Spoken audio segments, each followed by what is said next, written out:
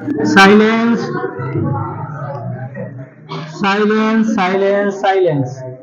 कृपया शांत रहें। पिछले क्लास में हम लोग कुछ पढ़े थे। क्या पढ़े थे, कोई लोग बताइए। समन्वय संख्या या उप संयोजन संख्या, वो लास्ट टॉपिक था ना। उससे पहले हम लोग पढ़े थे संकुलन दक्षता या क्षमता। संकुलन दक्षता कुल एकक कोशिका के कुल आयतन का वह भाग जो अवयवी कणों द्वारा घेरा गया हो, वही क्या कहलाता है, संकुलन क्षमता। जिन लोगों का ध्यान यहाँ नहीं है उनसे नम्र निवेदन है, कृपया इधर देखें। नहीं चालू है?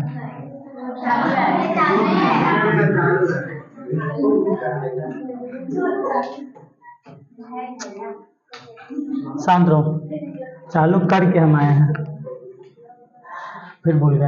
हाँ, संकुलन क्षमता 3 प्रकार का बताए थे, एससीसी में, बीसीसी में और एफसीसी में। सबसे पहले एचसीपी, सीसीपी या एफसीसी, ये तीनों में संकुलन क्षमता सबसे अधिक 74%। उसके बाद बीसीसी में 68% और सरल घनीय एकक कोशिका यानी एससीसी में उसमें 52.4%। ठीक है, इसमें किसी को कोई दिक्कत नहीं होना चाहिए। आज का लेक्चर है 13। पहला टॉपिक पढ़ना है, एकक कोशिका में बीमा संबंधी गणनाएं। एकक कोशिका में बीमा संबंधी गणनाएं हैं कुछ, जैसे इसका घनत्व निकालना है। एकक कोशिका का क्या निकालना है, घनत्व। तो घनत्व निकालने का फॉर्मूला क्या होता है, किसी को पता है?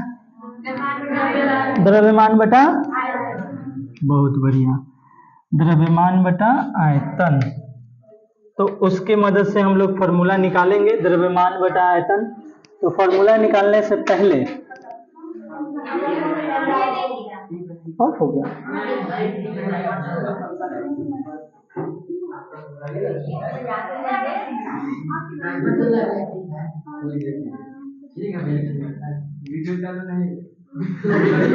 सही में शांत रहो तो।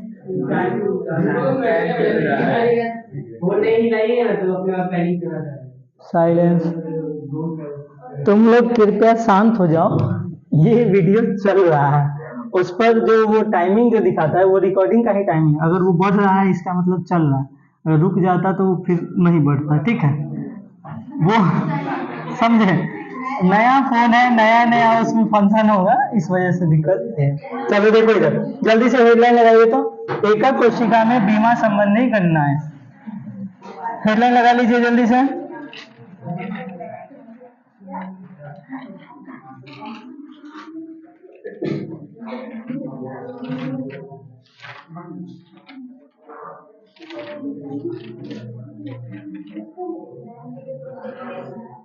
आपस में बातचीत नहीं करना है।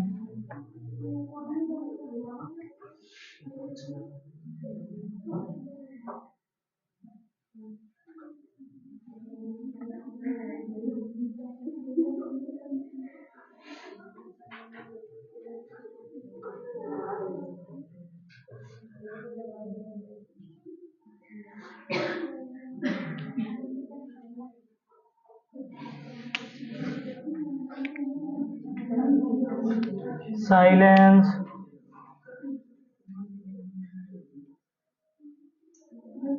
हेडलाइन लगा लिया, लगा लो।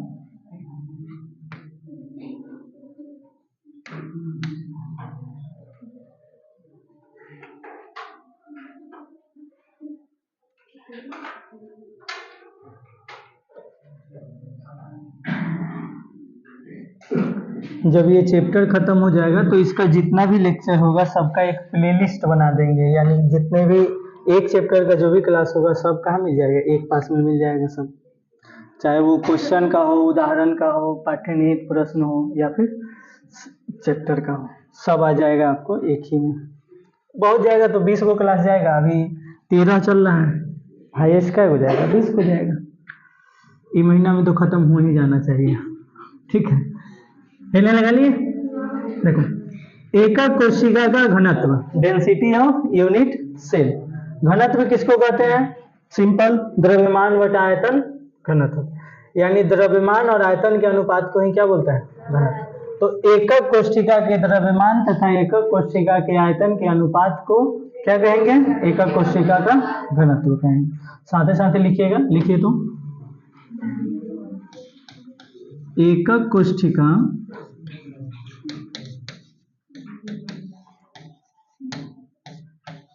कोशिका के द्रव्यमान तथा एकक कोशिका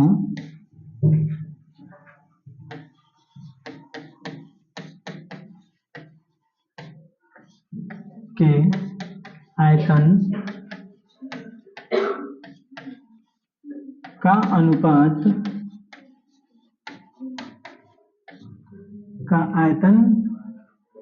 का अनुपात एकक कोशिका का घनत्व कहलाता है।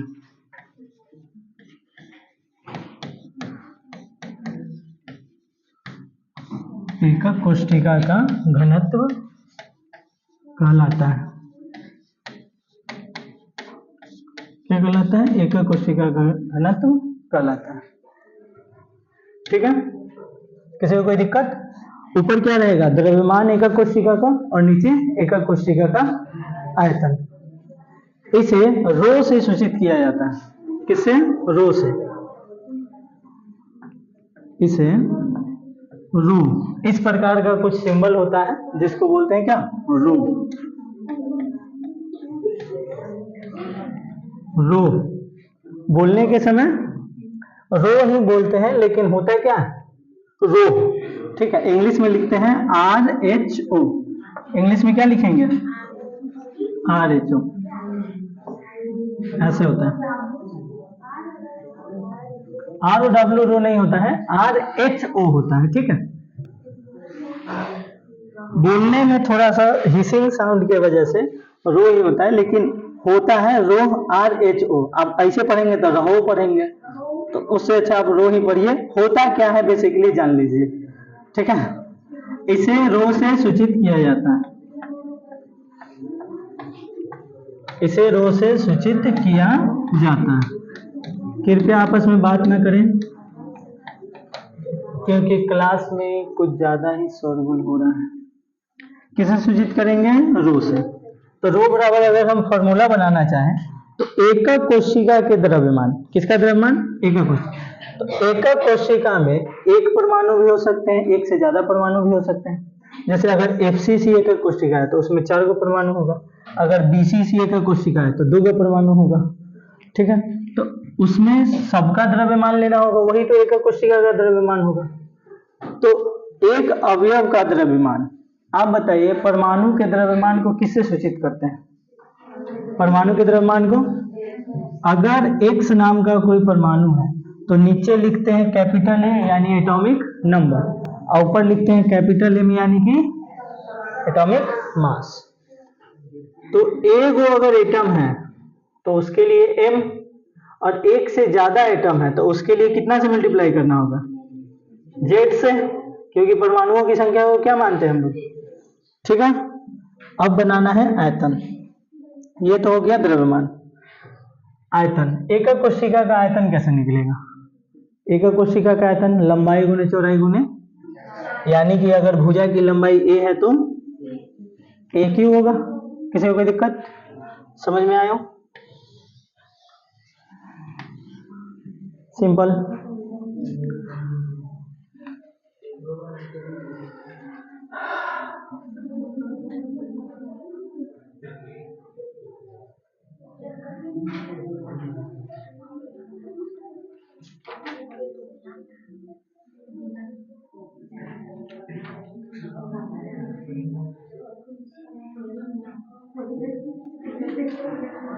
साइलेंस।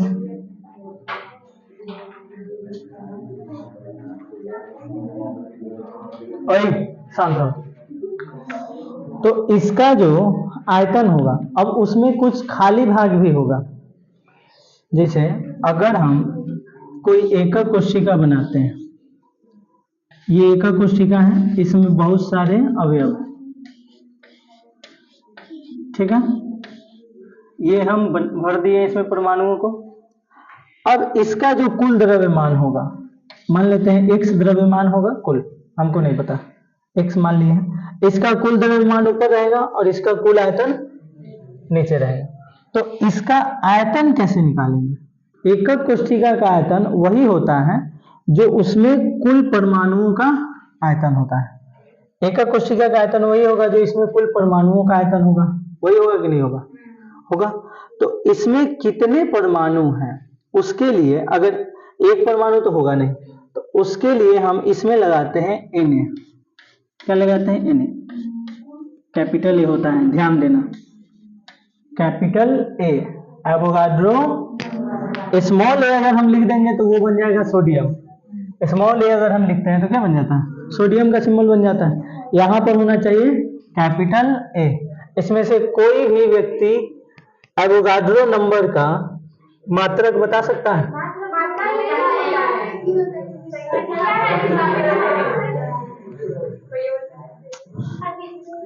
सब होशियार हो गया है सब। और शांत रहो। अरे लंबाई का मात्रक मीटर होता है ना जी, तो एवोगाड्रो नंबर का मात्रक नहीं होगा, क्योंकि ये संख्या, और संख्या का कोई मात्रक नहीं होता। कभी हम लोग गिनती गिनते हैं तो ऐसा थोड़ी बोलते हैं कि 1 मीटर 2 मीटर 1 सेंटीमीटर 2 सेंटीमीटर, ऐसा तो नहीं, 1 2 3, क्योंकि वो क्या होता है? संख्या होता है, ठीक है। तो संख्या का कोई भी यूनिट नहीं होता है। संख्या का यूनिट होता है जी, कभी भी अगर संख्या देगा तो संख्या का कोई भी यूनिट नहीं होगा। अगर आपको दिया जाए कि 1 डजन केला में 12 कितना केला होता है, तो 12 को होता है। तो अगर इधर एगो कोई मीटर, इधर अगर एगो कोई यूनिट है तो इधर भी यूनिट होना चाहिए, होगा कि नहीं होगा? ऐसा जरूरी क्यों नहीं है? क्योंकि ये संख्या है। क्योंकि ये क्या है? जिस तरह से 1 डजन में 12 कलम आता है या फिर 12 केला आता है, उसी तरह से एक एवोगाड्रो नंबर में 10 के पावर 23 परमाणु की संख्या होती है। 6.022 इंटू 10 के पावर 23। इसमें कंफ्यूजन ये होता है, जैसे फिजिक्स में 10 के पावर 22 भी बहुत का है, 10 के पावर 24 भी बहुत का है द्रव्यमान वगैरह में। तो एवोगाड्रो नंबर में माइनस में ही होता है उसमें, तो इससे कंफ्यूजन बढ़ जाता है कि अब एवोगाड्रो नंबर में 23 होता है कि 22 होता है कि 24 होता है कि -23 होता है। इस 4 गो में कंफ्यूजन रहता है, 22 23 24 और एक -23 माइनस में।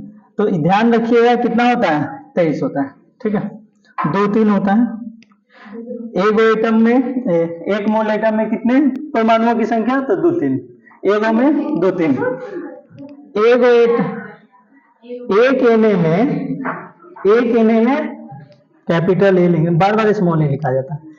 एक एने में 10 के पावर 2 3 संख्या, एक में 2 3, ठीक है। ऐसे याद रख सकते हैं। किसी किसी का कैलकुलेशन अच्छा होगा तो डायरेक्ट याद रख सकते हैं। चलो देखो इसमें, तो इस फार्मूला में, इस फार्मूला में क्या लगाना है? Na। हट जा भाई। Na क्या है? एवोगाड्रो। किसी को कोई दिक्कत? सही कर लीजिए यहाँ। उसके बाद इसमें बताते हैं कि Z क्या है, M क्या है, A क्या है, Na क्या है।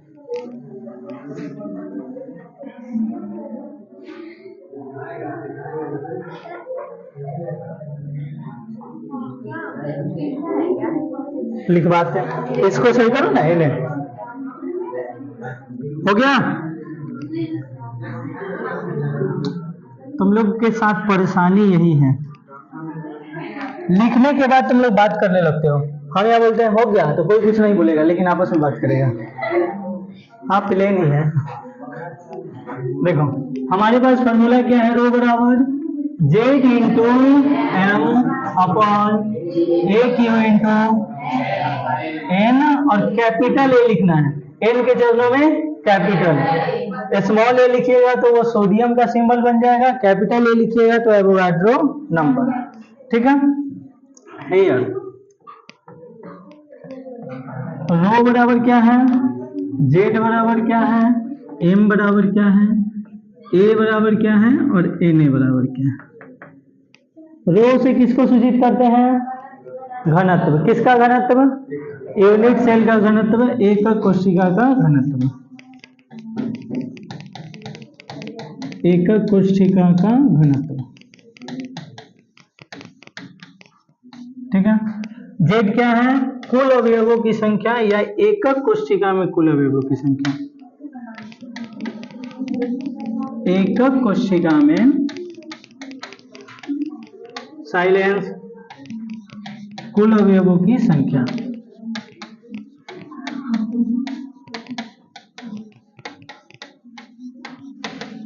एकक कोशिका में कुल अवयवों की संख्या। एम क्या है, तो एक अवयव का द्रव्यमान, एक अवयव का द्रव्यमान, एक अवयव का द्रव्यमान। ए क्या है, तो एकक कोशिका का भुजा लंबाई, एकक कोशिका के भुजा लंबाई। ठीक है। और एन क्या है, तो अवोगाड्रो, अवोगाड्रो संख्या, जिसका वैल्यू कितना होता है 6.022 इंटू 10 के पावर 23 मीटर, पिकोमीटर कुछ नहीं होता, नैनोमीटर। किसी को कोई दिक्कत, जल्दी से लिख लीजिए।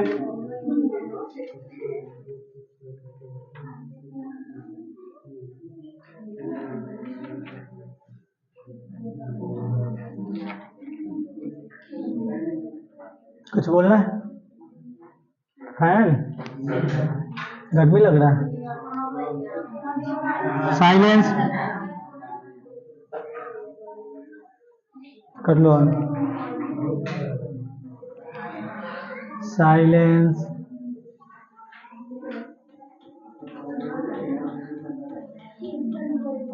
फोन खरीदा गया है, एक आध महीना में माइक भी ले ही लेंगे, तो उसके बाद दिक्कत नहीं होगा।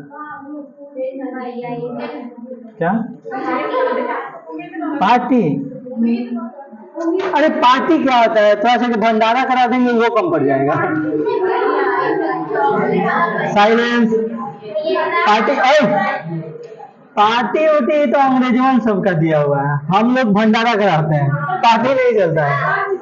भंडारा करा देंगे, 5 सितंबर को करवा देंगे, टेंशन नहीं लो।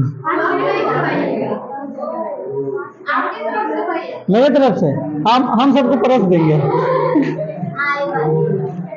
स्पीड नहीं बढ़ाना, उतना ही बढ़ाना नरम। साइलेंस हो गया, जल्दी कीजिए। कृपया आप लोग आपस में बात ना करें। ओए फिर मोदी जी, मतलब तनिको शर्म लिहाज ना है, चुप रहो।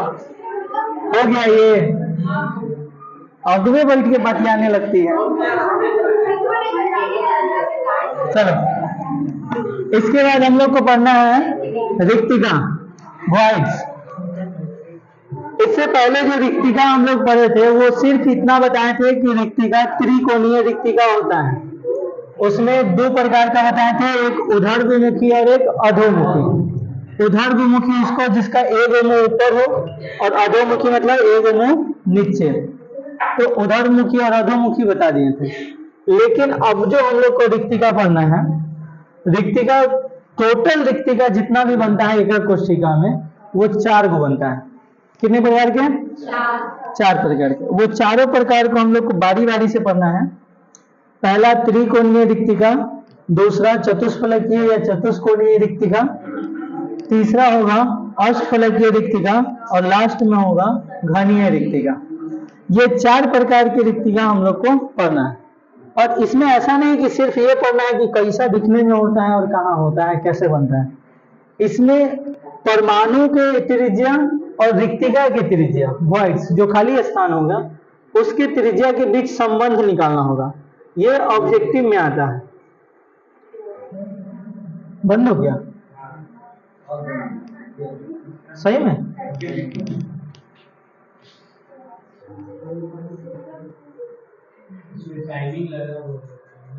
साइलेंस। वो शायद कुछ बोल रहा था कि आप आकर के हमको टच कीजिए ताकि हमको ये एहसास हो कि आप जगे हुए हैं। ऐसा नहीं होता, अगर यूट्यूब पर 2-4 को गाना बजा करके छोड़ दो, प्लेलिस्ट लगा करके 2-3 को बजेगा, उसके बाद कंटिन्यू का एक मैसेज देगा, जब तक यस नहीं टिपोगे बजबे नहीं करेगा, अपने बंद हो जाते हैं। उसी प्रकार का।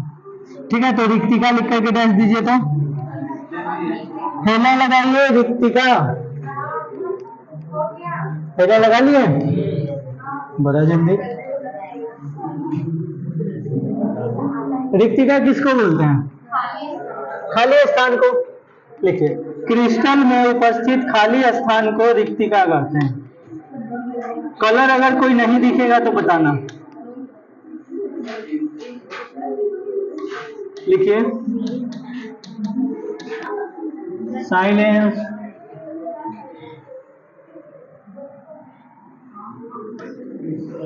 क्रिस्टल में उपस्थित खाली स्थान को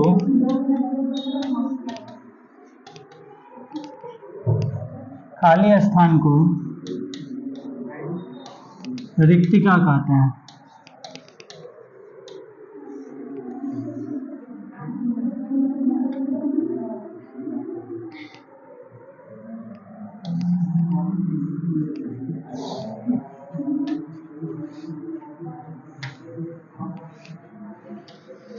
खाली स्थान को रिक्तिका कहते हैं। क्रिस्टल में उपस्थित खाली स्थान को क्या कहते हैं? जिसको इंग्लिश में बोला जाता है वॉइड्स। क्या बोलते हैं? वॉइड्स। यह 4 प्रकार का होता है। कितने प्रकार का? यह 4 प्रकार का होता है।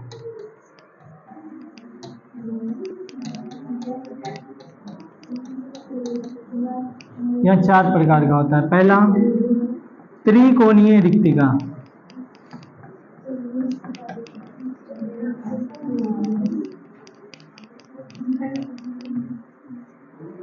दूसरा, चतुष्कोणीय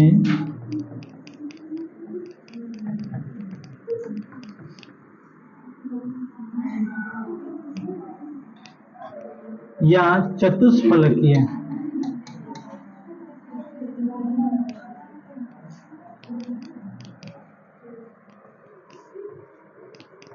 रिक्तिका। चतुष्कोणीय या चतुष्फलकीय रिक्तिका। उसके बाद है अष्टफलकीय रिक्तिका। कैसी रिक्तिका? अष्टफलकीय। साइलेंस।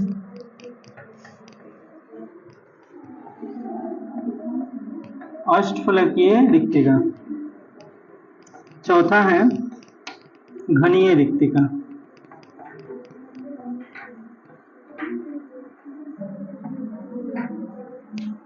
घनीय रिक्तिका बोलो।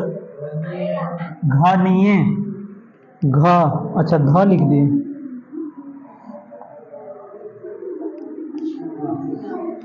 घनीय रिक्तिका लिख लीजिए जल्दी से।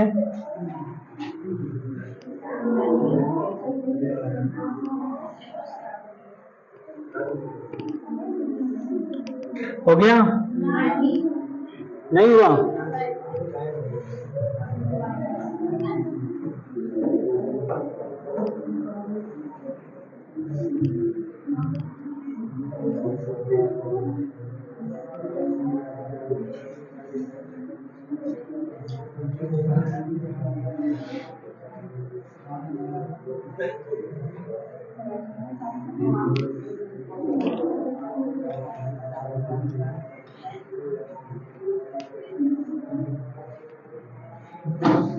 मेन दिक्कत है तुम लोग को कमेंट करने में नहीं बनता है ना क्लास में, ये दिक्कत हो जाता है। देखो परेशानी हम समझते हैं ना, परेशानी देखो, तुम लोग को बोलने से हमको रोकना परेशानी नहीं है, परेशानी ये है कि उसमें हल्ला होने लगता है। अगर किसी को हम मौका देते हैं तो सब बोलने लगता है, ये दिक्कत है। किसी एक को बोलना होगा तो वो अकेले बोलेगा नहीं। इसमें अगर किसी को कमेंट करना रहता है तो वो ऐसा बोलता है कि कोई पहचाने ना हमारी आवाज, यहाँ हम ही बोले हैं। ठीक है, तो ये दिक्कत है। तो उसके लिए बढ़िया क्वालिटी का माइक लेना चाहिए। हो गया, नोट कर लिए ना, कोई बात नहीं। चलो, पहला त्रिकोणीय रिक्तिका, हो गया, लगाइए। बाप रे बाप नहीं करना है।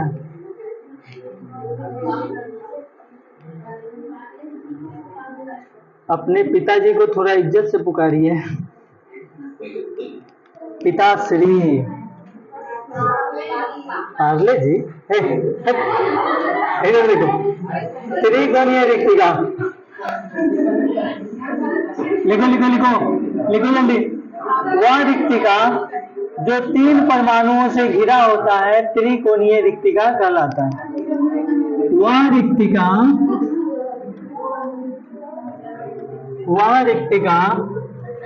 जो 3 परमाणुओं से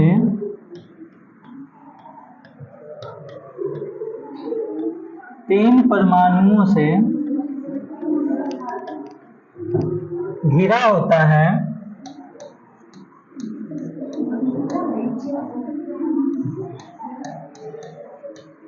त्रिकोणीय रिक्तिका कहलाती है।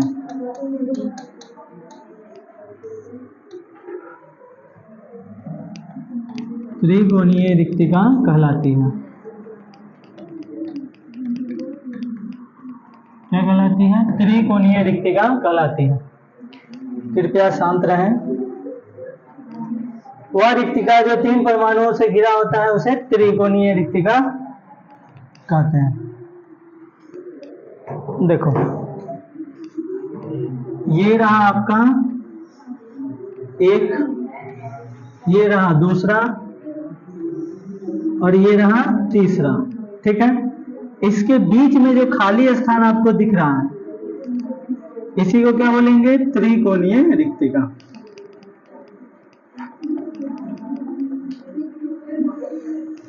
इसी को क्या बोलेंगे? त्रिकोणीय रिक्तिका। ठीक है, 3 परमाणुओं के बीच में अगर कोई खाली स्थान बन जा रहा है वही क्या कहलाएगा? त्रिकोणीय रिक्तिका। ठीक है, एनी डाउट? इसके बाद खाली पेज लाए हैं? नहीं लाए हैं, इसका मतलब इसी पर लिखना होगा हमको। आप लोग ध्यान से देखिएगा और समझिएगा।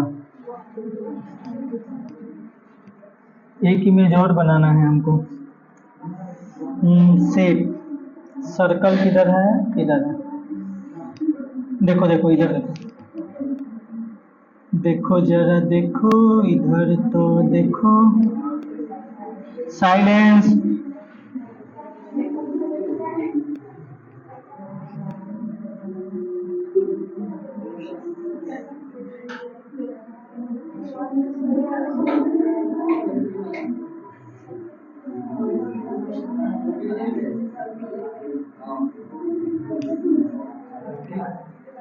हट जा, कोई बात नहीं है। देखो इमेज, ओए इमेज अच्छा बनना चाहिए।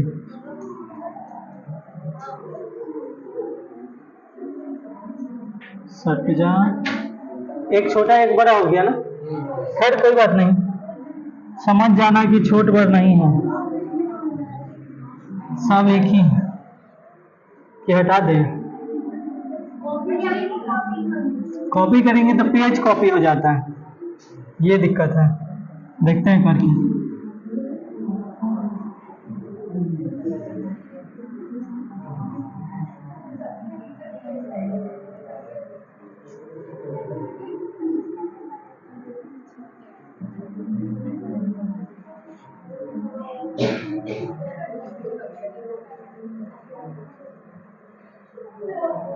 चलो हो गया, लेकिन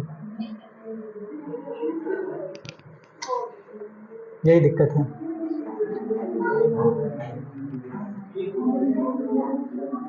शांत रहो, शांत रहो। ओए देखो इधर देखो।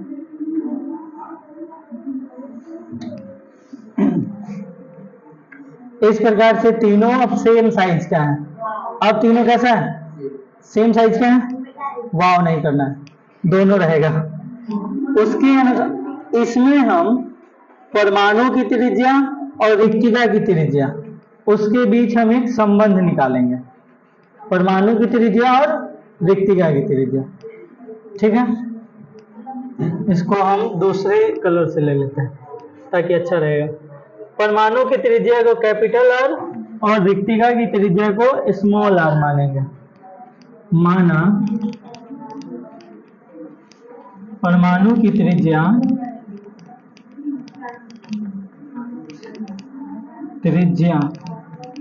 कैपिटल आर तथा रिक्तिका की त्रिज्या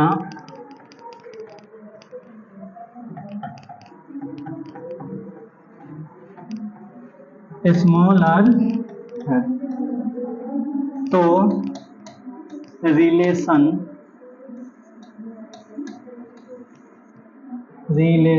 किसके किसके बीच? Capital r and small r. रिक्तिका की त्रिज्या और परमाणु की त्रिज्या के बीच क्या निकालना है हमको? संबंध निकालना है। फिगर तो बनाना पड़ेगा, अभी रुक जाओ, हम बनाने का समय देंगे। देखो स्मॉल आर बराबर 0.155 कैपिटल आर, ये होता है इसके बीच संबंध। अब ये जो संबंध है स्मॉल आर और कैपिटल आर के बीच, ये निकलेगा कैसे? ऐसे ही साइंस में कोई भी चीज ऐसे ही बोल देना संभव नहीं है, उसका प्रूफ होना चाहिए, साबित करना पड़ेगा। तो अभी हम और आप लोग मिल करके इसको करेंगे साबित। ये सब हो गया केंद्र परमाणु का, ठीक है। परमाणु का क्या हो गया? केंद्र हो गया। इसको ऐसे आप मिला दीजिए। यहाँ एक रिक्तिका जो बना हुआ है उसका भी एक हम केंद्र बना दिए हैं। परमाणु की जो त्रिज्या है उसको हम लेंगे कैपिटल आर जैसा माने हैं, और जो रिक्तिका की त्रिज्या होगा वो होगा स्मॉल आर होगा। तो रिक्तिका का त्रिज्या दूसरा कलर से ले लेते हैं ताकि दिक्कत ना हो। देखो यहाँ से अगर हम यहाँ से यहाँ तक लाते हैं जिसमें रिक्तिका की त्रिज्या और परमाणु की त्रिज्या दोनों शामिल है, तो ये क्या होगा? कैपिटल आर, यहाँ से यहाँ तक कैपिटल आर, और ये रिक्तिका की त्रिज्या यानी स्मॉल आर। ये वाला जो लाइन बना है ये कैपिटल आर और स्मॉल आर दोनों के ऐड है।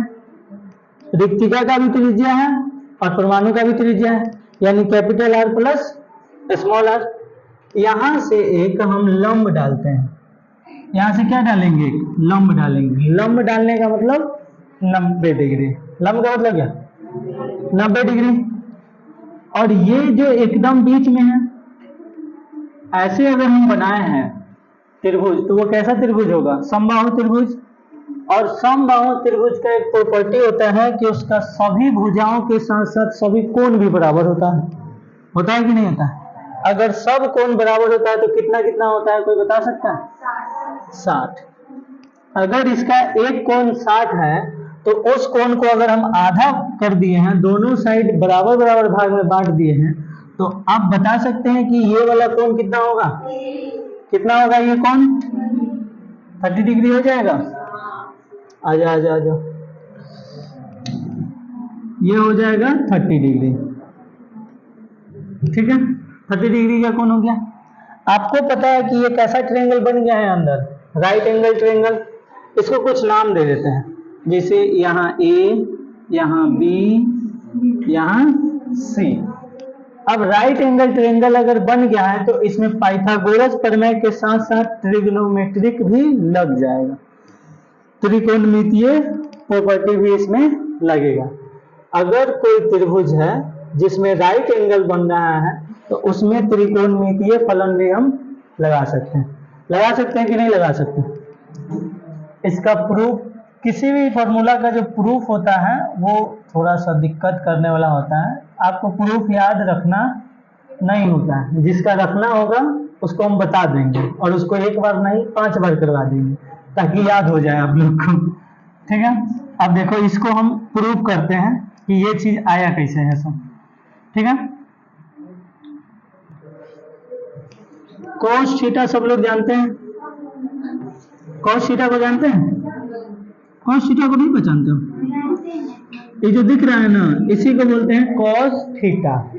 और जो cos थीटा होता है ना वो बेस बटा हाइपोटेनस होता है, यानी आधार बटा त्रिज्या, आधार बटा त्रिज्या, आधार बटा कर्ण, आधार बटा क्या, बेस बटा हाइपोटेनस। हम यहाँ मिलाने का आदत है इसलिए हम बोल देते हैं जानबूझ करके, ठीक है। अब जान गए ना कि